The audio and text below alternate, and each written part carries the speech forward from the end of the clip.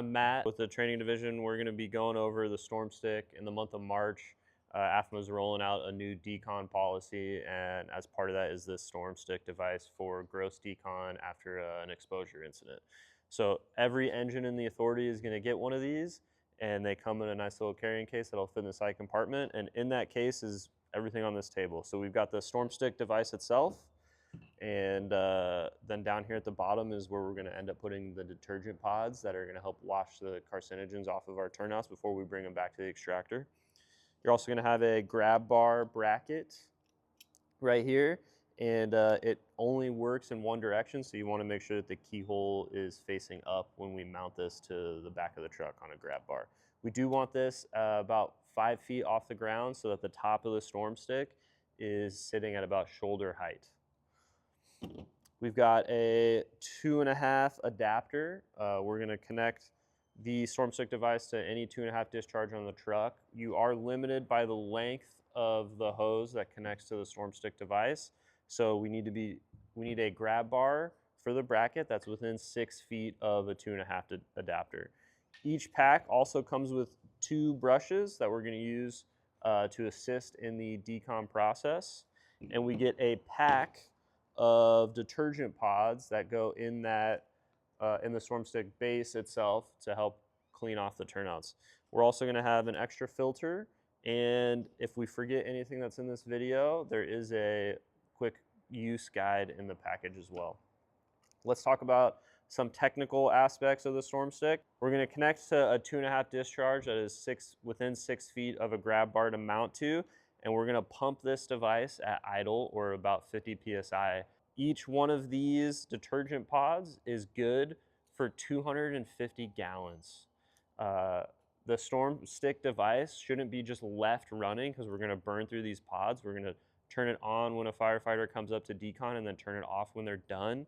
It's going to run through about 18 gallons of water a minute, and it takes on average a minute and a half per person to get through that decon process. So we'll be able to run a couple of incidents off of each one of these pods.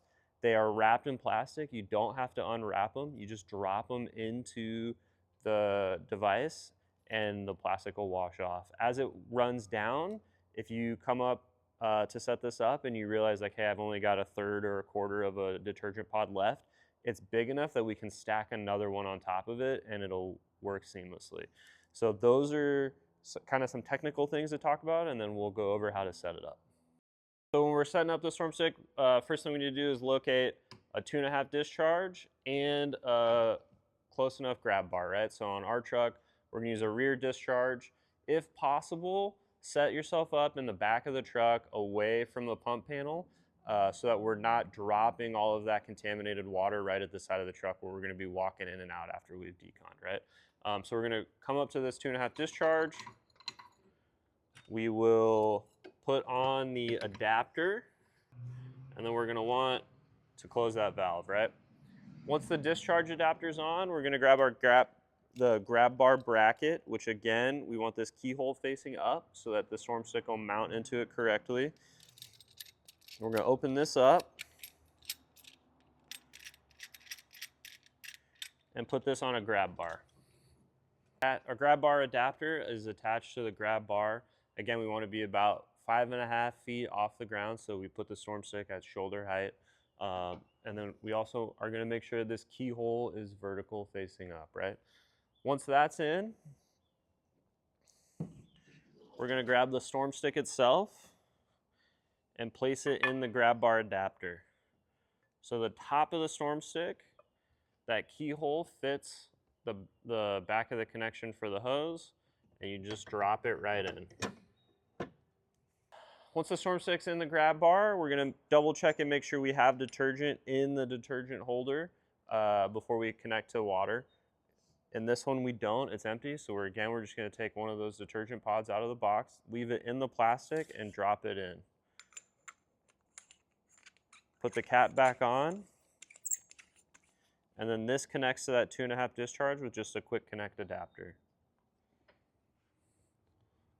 So we're gonna push up, slide in and let go.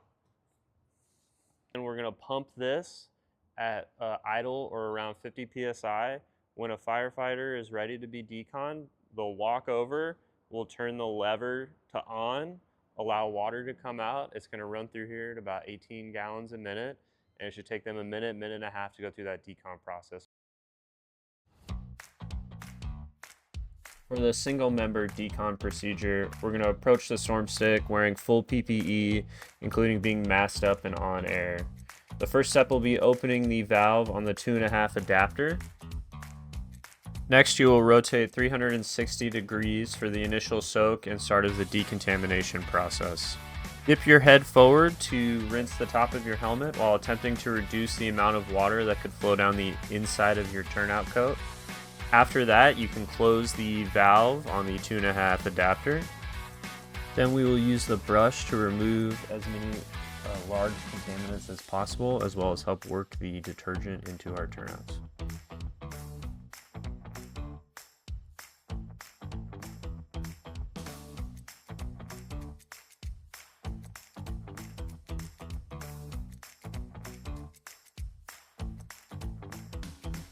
For the final step, we'll turn the storm stick back on at the 2.5 discharge. We'll then stand in front of the storm stick once again, completing a 360-degree rotation to re-soak our turnouts and dip our head forward one more time to rinse off the top of the helmet.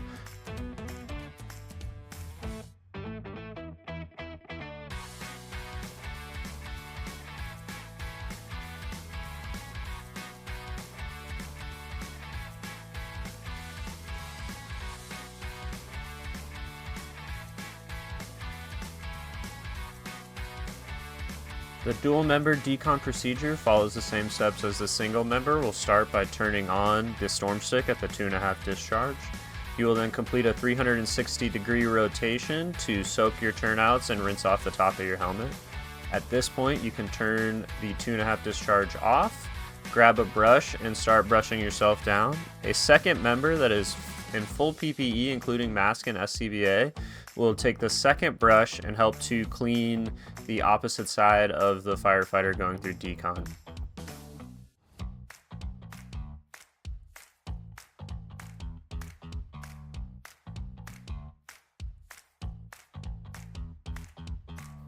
Once the brush down process is complete, we'll turn the storm stick back on for a final time, once again completing that 360-degree rotation, allowing the storm stick device to wash any remaining contaminants off of our turnouts.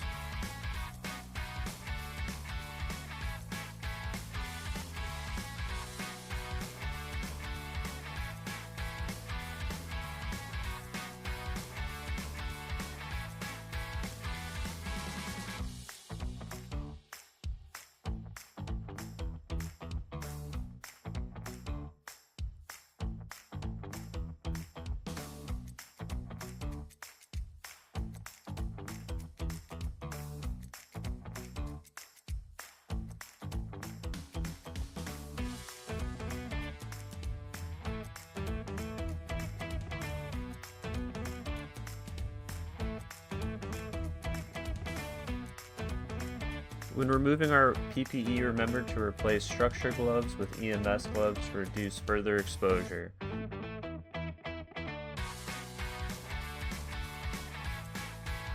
Once turnouts are removed, place them in a large garbage bag that we tie closed. Don't forget to place the bags in a compartment on the truck and not in the cab with you when returning to the station for cleaning. When we're done deconning, everything that came in the storm stick pack will fit back in the travel bag. And then to reiterate some key points, we're gonna pump this at idle or 50 PSI. It's gonna flow 18 gallons a minute, and the detergent pack is good for 250 gallons.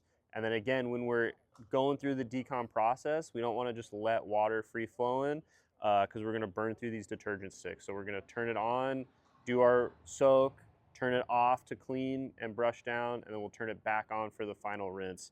When everything is said and done and we're packing up, all you have to do is turn the pump off, disconnect the storm stick from the adapter, drain the water that is still remaining in the hose, just like you would a normal fire hose, and then put it all away. We don't have to clean the heads of the storm stick at all or the spray nozzles. It just goes back in the pack and it's set.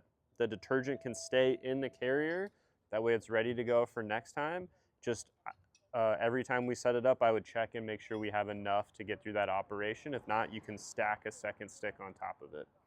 If you have any other questions, the new decon procedure will be in policy in March, and you can always reach out to the training division for more information.